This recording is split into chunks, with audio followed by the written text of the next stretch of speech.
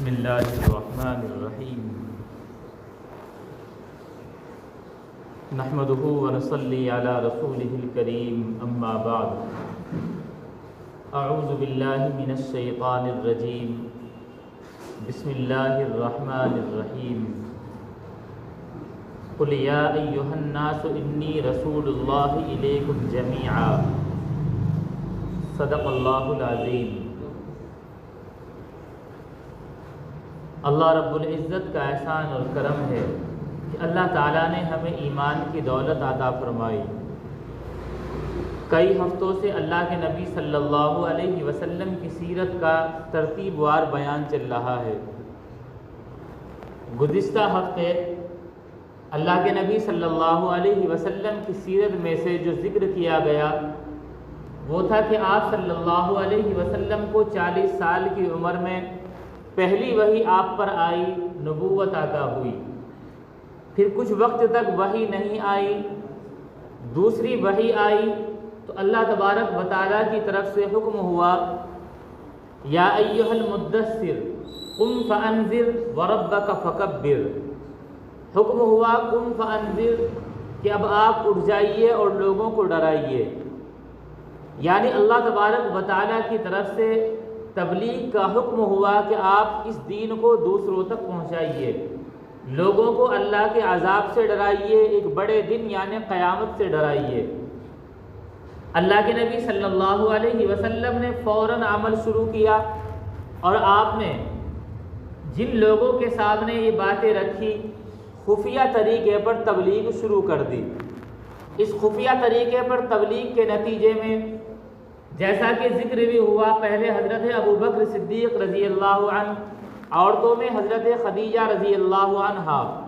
بچوں میں حضرت علی رضی اللہ عنہ اور غلاموں میں حضرت زید بن حارثہ رضی اللہ عنہ ایمان لے کر آئے۔ پھر ان لوگوں نے بھی محنتیں شروع کی۔ حضرت ابو بکر صدیق رضی اللہ عنہ کی محنت سے جو آپ نے لوگوں کو دعوت دی، بے شمار لوگ ایمان لائے، بلکہ ایسے حضرات جو جن کا شمار بڑے بڑے صحابہ کرام میں ہوتا ہے وہ حضرت ابو بکر صدیق رضی اللہ عنہ کی دعوت سے اور آپ کی کوششوں سے ایمان لائے، جیسے حضرت عثمان بن عفان رضی اللہ عنہ تیسرے خلیفہ، حضرت زبیر بن عوام، حضرت سعد ابن ابی وقاص رضی اللہ عنہ، اس طریقے کے بڑے بڑے صحابہ کرام حضرت ابو بکر صدیق رضی اللہ عنہ کی محنت اور کوششوں سے ایمان لائے۔ بہرحال تقریباً 3 سال تک اللہ کے نبی صلی اللہ علیہ وسلم خفیہ تبلیغ کرتے رہے، اکیلے لوگوں سے ملاقات کرتے، دین کی باتیں بتلاتے، ایک اللہ کا پیغام سناتے۔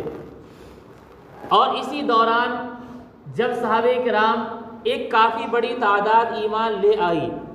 اب ان کو تعلیم دینی ہے، اکیلے اگر ایک آیت سب کو بتائی جائے تو مشکل ہوتا ہے۔ مکے کی گلیوں میں حضرت ارقم رضی اللہ عنہ کا ایک مکان تھا۔ اللہ کے نبی صلی اللہ علیہ وسلم کچھ وقت خالی کر کے وہاں جاتے اور جو حضرات ایمان لے کر آ گئے ہیں انہیں وہاں دین کی تعلیم دیتے۔ اس طریقے پر حضرت ارقم رضی اللہ عنہ کا یہ گھر اسلام کا سب سے پہلا مدرسہ بنا، اس کو دار ارقم کے نام سے جانا جاتا ہے۔ اللہ کے نبی صلی اللہ علیہ وسلم خفیہ تبلیغ کرتے رہے اور اس مکان میں صحابہ کرام کو دین کی تعلیم دیتے رہے۔ تقریباً 3 سال کا وقت گزرا، اللہ تبارک و تعالیٰ کی طرف سے حکم آیا وَأَنذِرْ عَشِيرَتَكَ الْأَقْرَبِينَ، اپنے قریبی رشتہ داروں کو، خاندان والوں کو ڈرائیے۔ اعلانیہ تبلیغ کا حکم ہوا کہ اب یہ تبلیغ کھلم کھلا کی جائے۔ ادھر کفار اور مشرکین کو جب اللہ کے نبی صلی اللہ علیہ وسلم کی کوششوں کا پتہ چلا اور دیکھا کہ بہت سارے لوگ آپ کے ہاتھوں پر ایمان لا رہے ہیں، اب کفاروں میں، مشرکین میں ایک بے چینی شروع ہو گئی کہ اگر اللہ کے نبی صلی اللہ علیہ وسلم کی تبلیغ کو نہ روکا گیا تو شاید مکے کا کوئی گھر نہیں بچے گا جو اپنے آبائی دین کو نہ چھوڑ دے۔ ان میں بے چینی، ادھر اللہ تبارک و تعالیٰ کی طرف سے اعلانیہ تبلیغ کا حکم ہوا۔ اللہ کے نبی صلی اللہ علیہ وسلم اللہ کی طرف سے جو حکم آتا فوراً عمل کرتے۔ آپ صلی اللہ علیہ وسلم نے اعلانیہ تبلیغ سب سے پہلے اپنے خاندان سے شروع کی، اور آپ نے اس کی حکمت اور مصلحت اور طریقہ یہ سمجھا۔ آپ نے سب سے پہلے بنو ہاشم کی دعوت کی، سب کو بلایا، دسترخوان پر سب جمع ہو گئے، سب نے کھانا کھایا۔ جب کھانے سے فارغ ہو گئے، اللہ کے نبی صلی اللہ علیہ وسلم نے ان لوگوں کو دعوت دی اور یہ کہا کہ میں تمہیں ایک ایسے دن سے ڈراتا ہوں کہ جس میں یعنی قیامت کا حوالہ دیتے ہوئے فرمایا، اب اللہ کے نبی اور میں تمہیں ایک اللہ کی طرف بلاتا ہوں۔ اللہ کے نبی صلی اللہ علیہ وسلم نے انہیں دعوت دی اور باتیں بتلانے کے بعد یہ کہا، بتاؤ تمہارا کیا خیال ہے؟ اس دعوت میں جتنے لوگ شریک تھے سب خاموش تھے، ایک دوسرے کا منہ دیکھ رہے تھے کہ حمایت کریں تو کیسے کریں اور مخالفت کریں تو کیسے کریں، ان کا کھایا ہے۔ انہی میں سے ایک 13 سالہ بچہ کھڑا ہوا اور اس نے کھڑے ہو کر یہ کہا کہ اے اللہ کے نبی صلی اللہ علیہ وسلم، میں آپ کی مدد کروں گا، میری جس جگہ ضرورت پڑے گی میں آپ کا بھرپور ساتھ دوں گا۔ سب نے دیکھا یہ بچہ کون ہے، تو دیکھا حضرت علی ابن ابی طالب، حضرت علی رضی اللہ عنہ ہیں۔ چونکہ حضرت علی رضی اللہ عنہ 10 سال کی عمر میں ایمان لے آئے اور 3 سال کا یہ وقت گزرا، تقریباً 13 سال کے تھے۔ اب انہی لوگوں نے اللہ کے نبی صلی اللہ علیہ وسلم اور حضرت علی رضی اللہ عنہ کا مذاق اڑایا، بڑے تمسخر اور مذاق کے ساتھ دیکھنے لگے، مذاق اڑا رہے ہیں کہ دیکھو کیسے انہوں نے ایسی بات کہی جو آباء و اجداد کے دین سے الگ تھی، اور ان کی حمایت کے لیے ایک بچہ کھڑا ہوا۔ لیکن اللہ کے نبی صلی اللہ علیہ وسلم نہ تو آپ نے ہمت ہاری، نہ آپ کا حوصلہ شکن ہوا، نہ آپ اپنے نہج اور ارادے اور طریقے سے ہٹے، آپ برابر اپنے طریقے پر قائم رہے۔ اب اللہ کے نبی صلی اللہ علیہ وسلم کو اعلانیہ تبلیغ کا حکم تھا۔ سب سے پہلے اپنے خاندان والوں کو ڈرانے کا حکم دیا گیا، آپ نے خاندان والوں تک یہ پیغام پہنچایا۔ اب یہ پیغام ابھی مکمل نہیں ہوا، آگے بھی پہنچانا تھا۔ اللہ کے نبی صلی اللہ علیہ وسلم نے اس پیغام کو آگے پہنچانے کے لیے دوسرا طریقہ اپنایا۔ ایک روز اللہ کے نبی صلی اللہ علیہ وسلم صفا پہاڑی پر چڑھے، وہی صفا پہاڑی کہ حاجی یا عمرہ کرنے والے صفا سے مروہ اور مروہ سے صفا کی سعی کرتا ہے۔ یہ اونچی پہاڑی تھی اور ایسی پہاڑی جو بالکل مکے کی انہی آبادیوں کے درمیان تھی۔ اللہ کے نبی صلی اللہ علیہ وسلم اس پہاڑی پر چڑھے، چڑھنے کے بعد اہل عرب کے مخصوص طریقے پر انہیں پکارا، وا صباحا وا صباحا۔ چونکہ اہل عرب کا طریقہ تھا، اگر کوئی خطرہ پیش آ جائے، کوئی اہم بات پیش آ جائے اور سب لوگوں کو بتانی ہو، تو کسی اونچی جگہ پر کھڑے ہو کر کوئی شخص آواز لگاتا، وا صباحا وا صباحا۔ اتنا کہنا ہوتا تھا، جہاں تک یہ آواز جاتی سارے لوگ وہاں جمع ہو جایا کرتے تھے۔ اللہ کے نبی صلی اللہ علیہ وسلم نے صفا پہاڑی پر کھڑے ہو کر یہی آواز دی، وا صباحا وا صباحا۔ چنانچہ مکے کے لوگ آواز کو سنتے ہی فوراً اس پہاڑی کے آس پاس جمع ہو گئے۔ اللہ کے نبی صلی اللہ علیہ وسلم نے ان لوگوں کو مخاطب کر کے فرمایا کہ آج تک میں نے تمہارے درمیان رہا ہوں، تم نے مجھے کیسا پایا؟ ان لوگوں نے کہا، ہم نے آپ کو بالکل سچا پایا،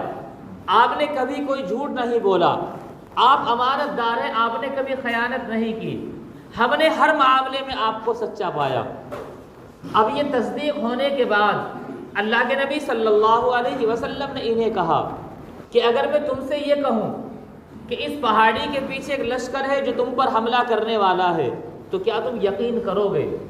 سب نے کہا ہاں ہم بالکل یقین کریں گے، کیونکہ آج تک آپ نے کوئی جھوٹ نہیں بولا،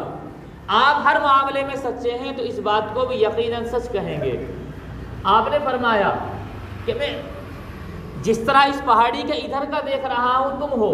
اسی طریقے پر اس پہاڑی کے دوسری طرف کا بھی دیکھ رہا ہوں۔ میں تمہیں ایک ایسے عذاب سے ڈرانے والا ہوں، اگر تم نے میری باتیں نہ مانی تو وہ عذاب تم پر آ جائے گا۔ میں تمہیں ایک خدا کی طرف بلاتا ہوں کہ تم ایک اللہ کی طرف آ جاؤ اور لا الہ الا اللہ پڑھ لو، کامیاب ہو جاؤ گے۔ یہی سارے لوگ جو اب تک آپ کو سچا کہہ رہے تھے، آپ کے صادق اور امین ہونے کی گواہی دے رہے تھے، اب یہ سارے لوگ خاموش رہ گئے۔ ان میں کچھ لوگ غصے میں آئے لیکن وہ اپنا غصہ پی گئے۔ انہی میں رشتے میں لگنے والا آپ کا چچا ابو لہب بھی تھا، یہ غصے سے سرخ ہو گیا اور نعوذ باللہ بڑے نازیبا اور سخت کلمات اللہ کے نبی صلی اللہ علیہ وسلم کی شان میں گستاخی کرتے ہوئے کہنے لگا تبن لک یا محمد لہذا جمعتنا، کہنے لگا تیرا ناس ہو اے محمد، کیا تو نے ہمیں اسی لیے جمع کیا تھا؟ ہم اپنے آباء و اجداد کا دین چھوڑنے والے نہیں ہیں۔ ایسے نازیبا کلمات کہے۔ چنانچہ آگے چل کر اللہ تبارک و تعالیٰ نے انہی کی ہلاکت اور انہی کے اسی جواب میں آیت نازل کی تبت یدا ابی لہب، کہ محمد کا ناس نہیں ہوگا، ابو لہب کا ناس ہوگا۔ اور صرف اسی کا نہیں، اس کی بیوی ام جمیل جو اللہ کے نبی صلی اللہ علیہ وسلم کی راہوں میں کانٹے بچھانے والی تھی، ان کے متعلق یہ سورت نازل فرمائے، سورہ لہب۔ بہرحال اللہ کے نبی صلی اللہ علیہ وسلم اب بھی نا امید نہیں ہوئے، یہ پیغام پہنچاتے رہے۔ اب ان لوگوں میں بے چینی بڑھنے لگی، چونکہ جدھر دیکھتے جس کا بھی پتہ چلتا کہ وہ محمد صلی اللہ علیہ وسلم کا شیدائی اور دیوانہ ہو چکا۔ مکے کے کافر اور مشرکین میں اتنی بڑی بے چینی کہ راتوں کو بھی پلاننگ کرتے، دن میں بھی پلاننگ کرتے کہ کس طرح انہیں اس عمل سے روکا جائے۔ انہوں نے ایک پلاننگ کی، ان کے ذہن میں ایک بات آئی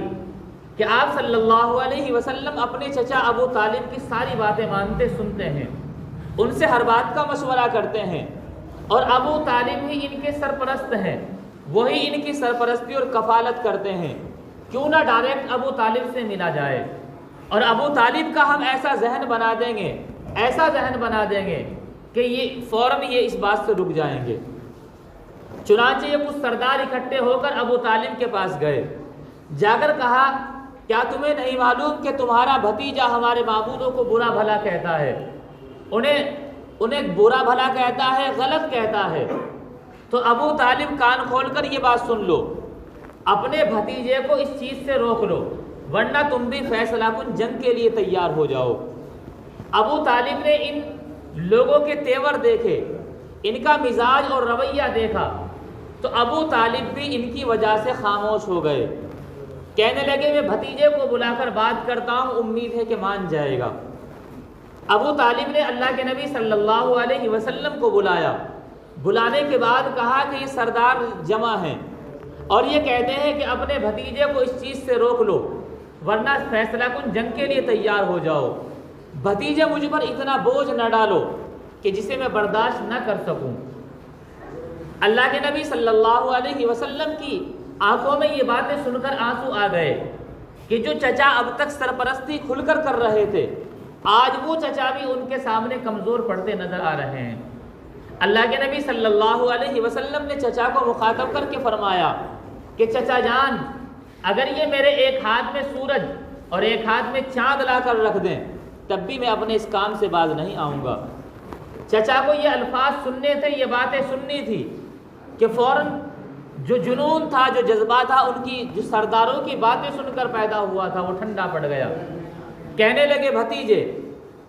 میں تمہیں ان کے حوالے ہرگز نہیں کروں گا، جاؤ تم اپنے طریقے پر کام کرتے رہو، تمہیں کچھ پریشان کرنے والا نہیں ہے۔ اللہ کے نبی صلی اللہ علیہ وسلم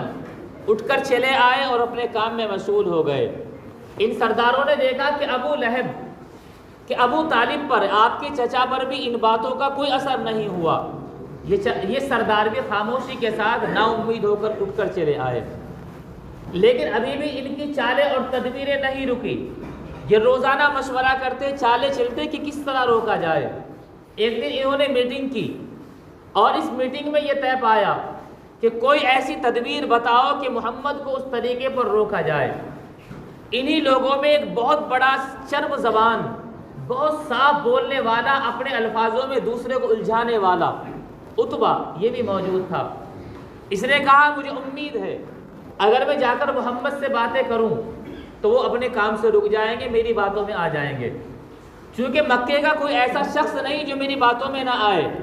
محمد بھی تو آرام سے میری باتوں میں آ جائیں گے۔ ادھر مکے کے یہ لوگ انتظار دیکھ رہے ہیں کہ عتبہ جائے گا، بات کر کے آئے گا، دیکھتے ہیں کیا نتیجہ نکلتا ہے، اور امید لگائے بیٹھے ہیں کہ یقیناً یہ محمد صلی اللہ علیہ وسلم کو ان کے کام سے روک دے گا۔ عتبہ گیا، اللہ کے نبی صلی اللہ علیہ وسلم کی خدمت میں آیا، ادھر ادھر کی میٹھی باتیں کرنے لگا، کہنے لگا محمد آپ تو جانتے ہیں کہ دنیا کی نظروں میں ہمارا کیا مقام ہے، دنیا ہمیں کس نظریے سے دیکھتی ہے، کیا عزت ہمیں دی ہے، ہماری آج تک کوئی اختلافی باتیں لوگوں تک نہیں پہنچی ہے، اور اللہ نے ہمیں جو عزت دی ہے، قبیلہ قریش کو جو عزت دی ہے وہ خانہ کعبہ کی وجہ سے ہے۔ اب محمد تمہیں غور کرو، اگر ہم اس طریقے کی آپس میں باتیں کریں گے، ایک دوسرے کے دین کی مخالفت کریں گے، ہم میں لڑائی ہوگی، تو بتاؤ پھر کیا نتیجہ نکلے گا، ہمارا تو پورا غلط میسیج لوگوں کے درمیان جائے گا۔ اس لیے اگر آپ اپنی ان باتوں سے رک جاؤ، اور بات بھی بس کچھ نہیں ہے، آپ ہمارے معبودوں کو برا بھلا کہنا چھوڑ دو، ہم تمہیں کچھ نہیں کہیں گے، یہ مکے میں بہت شانتی کا ماحول ہو جائے گا۔ اتنے عجیب انداز میں، میٹھے انداز میں اس نے اللہ کے نبی صلی اللہ علیہ وسلم کو سمجھانا چاہا۔ اللہ کے نبی صلی اللہ علیہ وسلم نے اس کی باتوں کا کوئی جواب نہیں دیا، اسے لگا کہ شاید میری ان باتوں کا کوئی اثر نہیں ہوا، اس لیے اس نے دوبارہ تدبیریں چلی اور یہ کہا کہ اچھا چلو تم ان باتوں سے رکو نہ رکو، میں آپ کے سامنے کچھ تدبیریں رکھتا ہوں، ان میں سے آپ کچھ تدبیریں مان لو، آپ ان میں سے کچھ بس رہنے دو، میں تمہارے سامنے کچھ تدبیریں رکھتا ہوں، ان میں سے جو آپ کو بہتر لگے مان لینا، اور سمجھتا ہوں سارا معاملہ صحیح ہو جائے گا۔ اس نے اللہ کے نبی صلی اللہ علیہ وسلم کے سامنے 3-4 تدبیریں رکھی۔ پہلے وہ کہنے لگا کہ ہو سکتا ہے کہ تمہیں دولت کی بڑی ہوس ہو، تم مال چاہتے ہو، اگر واقعی یہی بات ہے تمہیں مال و دولت چاہیے تو ہم تمہارے سامنے مال و دولت کے انبار اور ڈھیر لگا دیں گے، تمہیں مال و دولت اتنا دے دیا جائے گا کہ مکے میں تم سے زیادہ مالدار کوئی نہیں ہوگا، اور ہو سکتا ہے یہ نہ ہو تو میں دوسری تدبیر تم سے رکھتا ہوں، اگر تمہیں سرداری اور بادشاہی کا شوق ہے تو میں سب کی طرف سے ضمانت اور گارنٹی لے کر کہتا ہوں ہم سب تمہیں اپنا بادشاہ بنا دیں گے،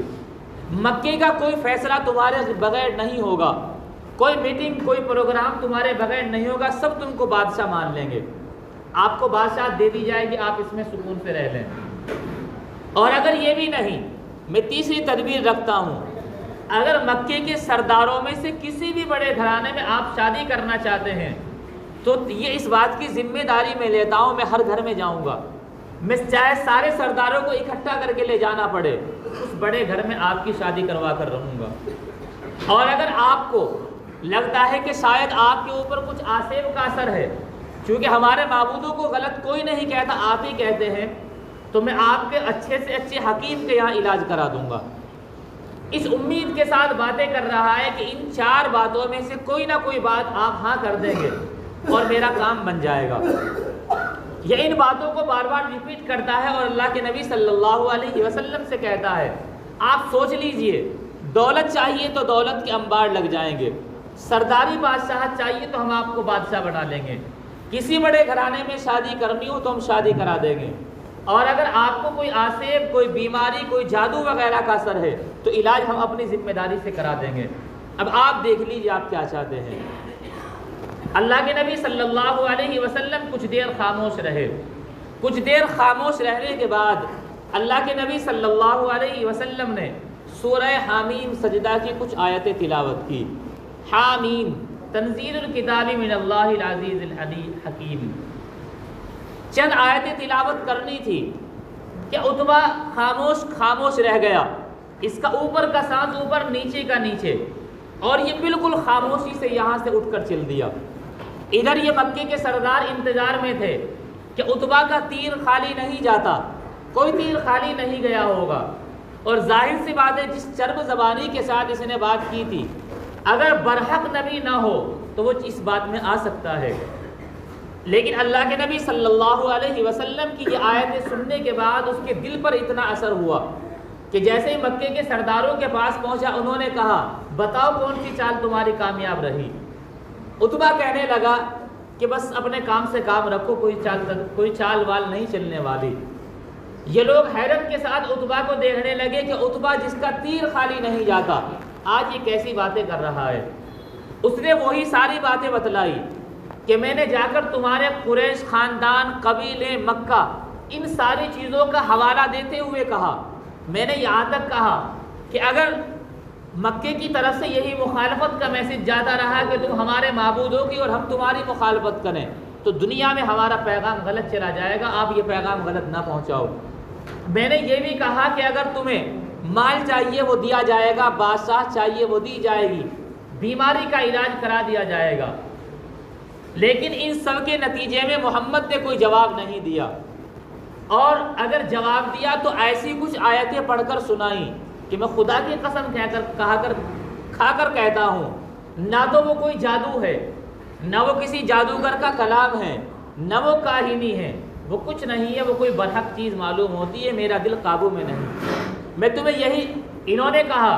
کہ عتبہ ایسا لگتا ہے کہ تو بھی محمد کے تیر کا شکار ہو گیا، تو بھی ان کی باتوں میں آ گیا، تو بھی اپنے آباء و اجداد کے دین کو چھوڑ دے گا۔ اس نے کہا یہ تو نہیں ہونے والا، لیکن ہاں اتنا ہے، میں تمہیں یہ کہنا چاہتا ہوں کہ محمد کو اس کے حال پر چھوڑ دو، اپنا جو کام کرنا ہے تم کرتے رہو، انہیں جو کرنا ہے انہیں کرنے دو، میں تمہیں ان سے الجھنے کے لیے نہیں کہوں گا۔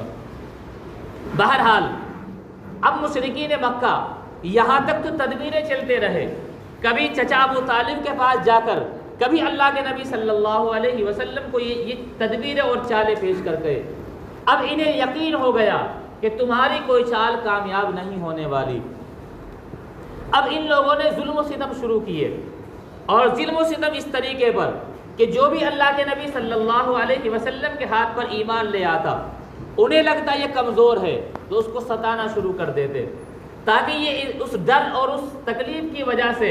اللہ کے نبی صلی اللہ علیہ وسلم کا ساتھ چھوڑ دے، تاکہ اس کی تکلیفوں کو دیکھ کر دوسرے لوگ ایمان نہ لائیں۔ لیکن جسے ایمان کی دولت مل جاتی ہے اسے دنیا کی تکلیف اس پر اثر نہیں کرتی۔ چنانچہ مکہ المکرمہ کے اندر حضرت عمار بن یاسر رضی اللہ عنہ کا خاندان رہتا تھا۔ یہ غریب خاندان تھا۔ اب مشرکین مکہ نے ان پر ظلم و ستم شروع کر دیے۔ ابھی حضرت عمار تو بچے ہیں، لیکن ان کے والد حضرت یاسر رضی اللہ عنہ ان کو ستانا شروع کیا۔ ان کی والدہ حضرت سمیہ رضی اللہ عنہا ان کو تکلیفیں دینا شروع کی، اور اس حد تک تکلیفیں پہنچائی حضرت یاسر کو بھی شہید کر دیا گیا۔ حضرت سمیہ رضی اللہ عنہا کو سب سے پہلے مذہب اسلام کے اندر شہید کیا گیا۔